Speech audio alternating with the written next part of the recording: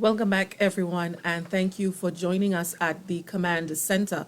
This is Tracking Hurricane Beryl. I am Abigail McIntyre, and we continue the conversation so that we can keep you updated, informed, prepared, ready, whatever it is you need. We would try as much as possible to get that information to you at this time. We will be speaking about shelters right now, and I have with me the shelter manager, Ms. Tanya Hyacinth, and I also have a shelter coordinator, Mr. Dominic Jeremiah. Now, before we talk about shelters, it's very important to know what those shelters are, where the shelters are located. So we would run through briefly that list for you. We do not take for granted that the list was out already. People supposed to know. We are sharing the information because we want everyone to be on the same page. So, Mr. Jeremiah, I'll segue to you so that you can share that list with us again. Okay. So good afternoon to all our listeners. What I will do first of all is to go over the list, and I just want to make the point that the shelters are divided up into three categories. You have shelters that are schools, shelters in churches, and shelters in community centers. So I want to encourage our listeners to pay careful attention to the shelters that may be very closest to where you live at this time. So I want to begin with St. George's Northeast, New Hampshire Community Center, New Hampshire Methodist Church, Constantine Methodist School, New Hampshire Faith Church, St. Mary's Junior School, Boca Secondary School, Our Lady Help of Christians Catholic School, Bolio, Nativity Catholic School, Vendome, Bolio SDA Church, Ebenezer Learning Center, the Tongue of St. George, Anglican High School, Grenada Boys Secondary School, St. Joseph's Convent, St. George's, J.W. Fletcher Catholic School, Presentation Brothers College, St. George's Anglican Junior School, the ground floor, St. George's SDA Church and School,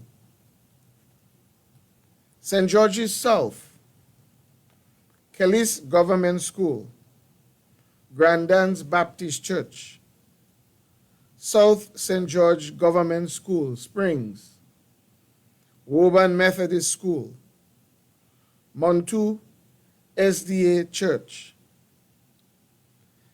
St. George's Southeast, Bethel Methodist Church Hall, Marian Prototype Shelter, St. Paul's Government School, Springs Open Bible Church, St. Joseph's Catholic School, Monjaloo, St. George's Northwest, Happy Hill Secondary School, Uganda Martyrs Catholic School, Happy Hill, Mount Morris Community Center, Mount Morris SDA Church, Mount Morris Anglican School, Fontenoy Community Center, Grand Mall SDA Church, St. John, Mongrambi SDA Church, Concord SDA Church, New Life Organization, NewLo, St. Rose Modern Secondary School, St. Peter's Catholic School, St. John's Christian Secondary School, Maran Development Center, Guav Mini Stadium, Grand Roy Government School, Concord Government School, St. Mark, Fellowship New Testament Church, St. Mark's Secondary School, Union Community Complex. St.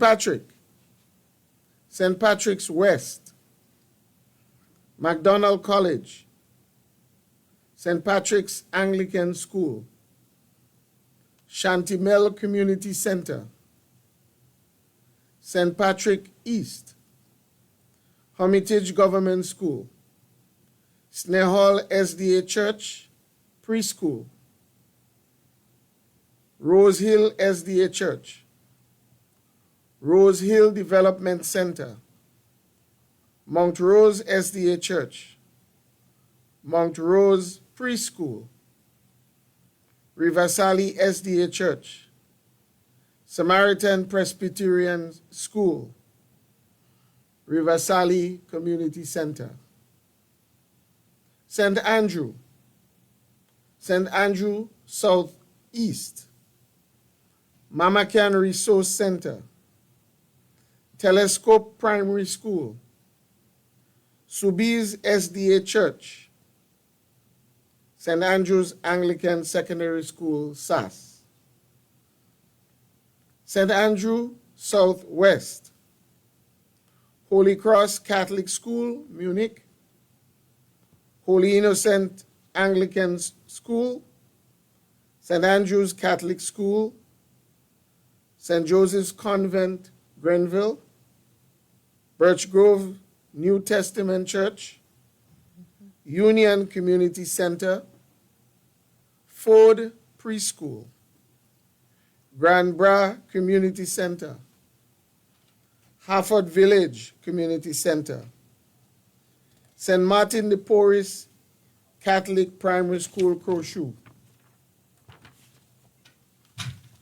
St. Andrew Northeast, Bele Government School, Pearls Community Center, Moya SDA Church, the Sacred Heart Catholic Church, Tivoli, St. Andrew Northwest, St. Mary's Catholic School, Lafayette, Marybo Pentecostal Church, Marybo SDA Church, Paraclete Government School, Paradise SDA Church, Maranatha Church, Lakabeke, La Poterie SDA Church, Monlong Pentecostal Campsite, St. David South, Wester Hall Secondary School, Corinth Government School, St. Dominic's Catholic School, Pedmota, St. Teresa's Catholic School, Vincennes, School for the Deaf, Barrett Community Center, St. David's North, St. David's Catholic School, St. Joseph's Catholic School, Pomrose, Belle Isle Community Center, Carriacou, Bogles Community Center, Harveyvale Government School, Hillsborough Government School, Glide Tidings Church, Dover Government School, Mount Pleasant Government School, Harveyvale Community Center, Hillsborough Secondary School, Petit Martinique, St. Thomas Aquinas Catholic School, Petit Martinique RC School. So here are the list of all our shelters for the state of Grenada, Carriacou, and Petit Martinique. Thank you very much, Mr. Jeremiah. And we just want to remind you, viewers, that the shelters, as mentioned by Prime Minister about an hour ago in his briefing, the shelters are activated and you can find yourselves at a shelter that is closest to you Mr. Jeremiah just mentioned the list again to us so that we are clear. I know that the list has been posted again on the Office of the Prime Minister's page on Facebook. It's on GIS's page as well. So the updated list is there if you want to review it, just in case you may have missed something. But before you decide to go to a shelter, how do I know that I am supposed to be at a shelter? Ms. Hyacinth, guide us through the list of decision making as to how do I know that I am supposed to be at a shelter and what do I take with me? Good afternoon to all. Of course, you need to ensure that you have a secured house. Are you in a flood-prone area? These are things that you need to look at to decide. Also, we remind that the shelter is really your last resort. So are there family and friends that I can go and stay with, or a neighbor that I can go and stay with? These are things that you need to have asked yourselves and plan against, and then decide which shelter, if those are not, your options are not available, then shelter would be your last resort. Going into a shelter, we remind that you need to walk with sleeping supplies, so blankets, sheets, cots, sleeping bags, pillows, flashlight, transmitter radio so you can get the updated announcements, food supplies for the next 72 hours, that is critical, as well as drinking water for 72 hours. Books, games, toys, if you do have children with you, so that you can keep them entertained, and as well as a way of trying to keep them calm during this stressful time and period. Medications. Ensure that you walk with your medications, especially if you have specialized medications that you have to take, as well as specialized foods that you need to also take. So we ask that you walk with those. If you do have aids, so hearing aids, walkers, wheelchairs, you should carry those as well with you. If you do have babies that are going to be in shelters, you are also required to walk with diapers and supplies for them. I also remind that there are rules to the shelter that must be adhered to. The shelter manager of the plant is the chief personnel responsible for the daily operations, and their decisions are final. So you need to obey them and the rules. Managers are not responsible for the individual items of persons who are within the shelters. You are responsible for your own belongings, so ensure that you secure those. I want to also remind that illegal drugs and substances and firearms and weapons are not allowed in the shelters, and if those are found on arrival, the Royal Grenada Police Force will be contacted. Alcohol and drunkenness is also not tolerated and permitted within the shelters. No cooking on open flames is also prohibited from the shelters. There are restricted areas within the facilities, particularly of the churches and the schools, and we ask that you obey and adhere to the restricted areas. So our computer labs, our principal's office, staff rooms, kitchens for now, within the first 72 hours, at least in the first instance, laboratories, computer labs, libraries, these are all restricted areas. For the churches, of course, the sanctuary and some of their offices will be restricted. Yeah. So we really urge that if you are going to be in shelters, that you obey the rules that are there. We also remind that pets, domestic animals, are not allowed within shelters, and that is in accordance with our Public Health Act. So if you do have animals and pets, you are to find alternative accommodations for them. These are the rules that we really would like you to adhere to and ensure that these are followed at all times. We do understand that it's a really stressful period. A lot of persons are remembering Ivan, but we ask that you remain calm, concise, think of what needs to happen, and follow the rules. You mentioned wheelchairs and so we expect that sometimes there might be elderly persons or persons with disabilities that might need to access these shelters. If they do not have an avenue of getting them there, someone they can call or assist them, is there something that they can do right now? Is there someone that they can call? So they can report, they can call into the NAGMA headquarters, Okay. and we will notify the team that's responsible for dealing with the persons who are disabled as well as the elderly. Okay, so if you're listening, viewers, if you know of someone in your neighborhood or you yourself are having difficulties getting to the shelter because of mobility, access to a ride or vehicle or so, you can call NADMA and make that request known, and NADMA will then notify the person in the particular area, and they would reach out to you or your neighbor or so that they can get you to the shelter. Can you share with me NADMA's number again? So NAGMA's number is 440-8390. 440-8390. So we're talking about the rules of the shelter, which is very important for persons to follow. And you mentioned no cooking on open flames. So people might go to the shelter thinking they could walk with their pack of rice or so, and there is a reason why it should not and cannot be done. So could you just elaborate on those for me? So of course, within shelters, some shelters do not have cooking facilities and some do.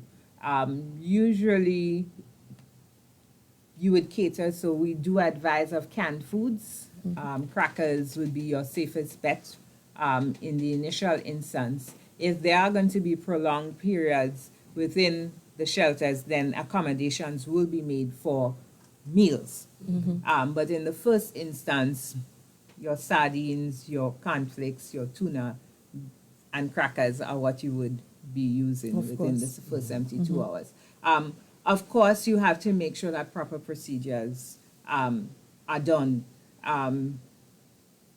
To cook, you have to know the quantities, numbers, dietary requirements of sheltering. So there are a lot of logistics that has to take place, and that's why we ask that you at least try to cater for yourself in that 72-hour period, and then the national system will kick in after that. So some persons, because you mentioned bringing in medications, specialized medications as well. Some persons, their medication needs to remain cool. We're asking them to consider that as well, or would the shelter assist in providing, and probably an ice box or something that they can assist them in keeping it cool? So in the initial instance, we're asking them to cater for that. And then if they notify, we can see what accommodations can be made. But initially, we're asking you to cater for yourself within that 72 hours. Your shelter is the building is going to be a safe haven, but of course, we're asking that you individually cater for yourself. 72 hours initially, the shelters are going to be activated for, but we know that from 7 p.m. tonight, the Governor General will declare a state of emergency, which lasts for 7 days. So when the all clear is given after the hurricane has passed and it has been declared that it is safe to peep your head outside the window, basically, what happens at the shelter from there? Are persons allowed to leave to go check on their homes and properties, or are they asked to remain there until? So let me first say that when an all clear is given, it's an all clear stating that it's safe for emergency responders to be outside to investigate, to ensure that things are safe. After that, there will be a declaration to allow persons individually to go out. So we ask that you would remain in the shelters until that declaration is given, where it is indicated that it is safe for you as the individual to be outside. We don't want persons outside where there are live lines, water, and you put yourself more at risk and now having more work for first responders. So we ask that once the all clear is given, that you give first responders the opportunity to investigate and ensure that places are safe, and it's safe for individuals to then be outside. And then we would allow, as the shelter managers within the various shelters, you would be allowed to go investigate your homes, ensure that it is safe, and that you can return, and there will be a sign-out process for that. Let's just say that the damage would be at a certain level here that makes it unsafe for persons to leave the shelter after 72 hours. Knock on wood, we're praying for the best though. But what happens after 70, because we're walking with food and water for 72 hours. What happens after this is finished and we're still in the shelters wondering why, when, Lord? So what would happen then? I think it is very important from the start that persons who are going to be in shelters have a good rapport with the managers. Right. And I think Miss emphasized that at the beginning, that it is important that they follow the guidelines and follow the instruction of the shelter managers. Now, when the all clear is given, the shelter manager is tied to the wider system of management, and the shelter managers would be in a position now to give a brief to the persons who are in the shelter as to what the next move is going to be. But we don't want them to just be taking matters into their own hands and deciding to want to leave the shelter. For the reasons that Ms. outlined, it is important to follow the direction of the managers of the shelters, because the managers would have to take their instruction from NADMA and from the system that is put in place for communication. Right. And if we have a prolonged period beyond 72 hours at the shelter, NADMA is prepared to assist with supplies for persons that are there, or that is not on the NADMA's? No, well, the relief system will then kick in after the Okay. 72 hours. So there's procedures, there's protocol that's in place, but of course we have to allow nature to take its course. We see what the damages are, and then we would know what are the next steps that we need to take. What level of communication we have at those areas? Because I'm assuming that once the storm has passed, then they have to communicate what the issues are or what is the state of play at the different shelters, yes? Yes. So we yes. have proper communication set up Yes, in these and areas? there is the district emergency operating centers who Yes. will also feed in information into the national operating center. So communication will be ongoing. So the district stations have already been activated? Yes, they And should manned, have- so should we have have been persons activated there. at 12 as well. Yes. Wonderful. Is there anything else that we need to add that persons need to know about their shelters? I want to add a couple things. Yes. Well, maybe not add, but emphasize a couple things. As we indicated from the very start, churches and schools and community centers are going to be used for shelters. These spaces are used for school, they're used for worship, and they're used for other community activities. And we want to make sure that after the storm has passed and we have to return to our normal life, that we do not have to spend any excessive money to repair damaged facilities. So I want to ask our brothers and sisters who are going to be accessing the shelter to ensure that we take care of the shelters. Again, the shelter managers are going to be very critical. There are areas in schools and in churches that are no access areas. And Ms. outlined for us already that areas like labs and food Computer and nutrition rooms, area, yeah. computer rooms, we want to ensure that these areas are protected so that immediately after the storm, when we are returning to normal, that we do not have to go and purchase new items so that school can restart. So that's very, very important. I want to emphasize that. We learned our lessons from other hurricane experiences that we have had, and we do not want some of these to be repeated. The rules that govern the center, one of the first things that will happen when persons get to the center is that the person who is in charge is going to more than likely either post or alert the persons who are going to be in the center about what the expectations are. Right. And we just want to ask everyone to be calm. Yes. We are in this together, and it is important that we understand that there would be a certain degree of apprehension and fear and worry about what could happen.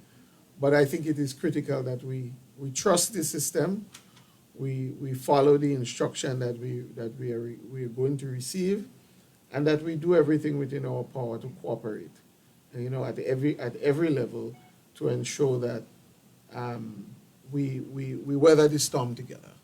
So I just wanted to reinforce that, and let us continue to pray for each other and pray that everything works out to the best of the that in the best way it can, so that we do not have any unnecessary results from the passage of the storm. Of course, and we are praying for the best. Most definitely, we are praying for the best in this matter. So I have been following some of your questions and queries on the live, and I see that there are some persons querying about shelter enclosure. Is there a shelter enclosure, or are we asking persons to go to one of the areas nearby? So they're going to go to one of the areas nearby. Unfortunately, the closure does not have a shelter. So we are only using the approved emergency shelters, building listing that was approved by cabinet and by the inspection team, because there is an inspection process that takes place every year. So the building listed are those that are approved for use in an emergency situation. Some people might think the Closure Community Center looks like a well-oiled machine that can house persons, but there is a process of getting to the point of approving a building safe for shelter. Yeah. Definitely. And So as a matter of fact, the shelter inspection team, was very dutiful in ensuring that they complete their work in time. And I'm glad we did, in preparation for the season. We were not even anticipating that we would have a system this early in the season. Oh, yes. So these are competent persons who have gone out, engineers and so on, who have looked at the place, walked around the centers, and again, the centers that have been approved, they had in mind, the approval had in mind the safety and security of those who are going to be staying in these spaces. Exactly. So Right. let's stick with the approved centers. That's right. And we remind you that if you do have difficulty getting to a center, because I know that, well, by now I believe public transportation may have shut down in some areas, and you may not have an immediate neighbor or so to ask for a ride. If you know you need to get to a shelter, remember that there is a checklist that you probably need to ask yourself first. The shelter is your last resort. So if you know that your house is not safe, you cannot find shelter from a neighbor, family, or friend, then you head to the shelter. The shelters are open, so you can head there now. If you need transportation, if you absolutely need it, then you can call here at NADMA at the command center, and the information would be dispatched to the relevant person, and they would provide transportation to get you to the nearest shelter. Am I correct? That's All right. right. Yes, okay. I want to thank you both greatly for being here and for sharing this very important information with us. We know as time goes by, we would update you. We would keep our public updated as to what's happening and what you need to know on the hour by the hour, definitely. So thank you, Mr. Jeremiah and Ms. Hyacinth. Thank you Most so much for welcome. being here. Thank you.